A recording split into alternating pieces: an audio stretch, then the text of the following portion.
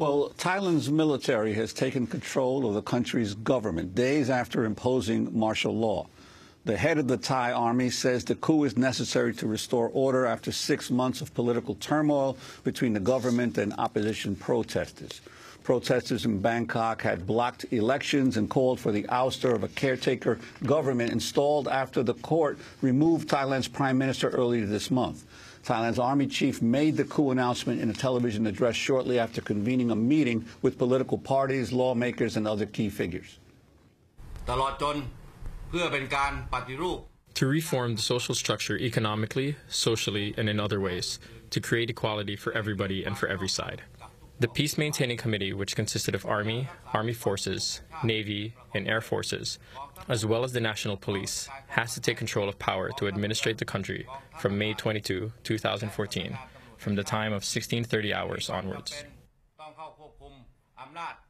Since 2006, which led to more than a year of military rule. For more on Thailand, we go to John Sifton, Asia Advocacy Director for Human Rights Watch. He's joining us from Washington, D.C. Thanks, John, for coming on. Can you talk about the coup in Thailand and the significance of this? Well, it has a lot of significance. As many people know, this is not the first time there's been a coup in Thailand in the last couple of years.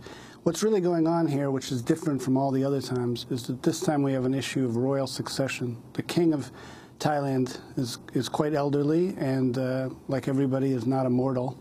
And part of this is a response by the military to get rid of what they see as the red shirt menace, the Thaksin menace. Thaksin Shinawatra, the former leader of the red shirts, former leader of Thailand, who is now in exile, is a person the military doesn't like, and they want to rid Thailand of his menace forever, and this coup is part of that effort. It's a very complicated political situation, but it is different from previous occasions.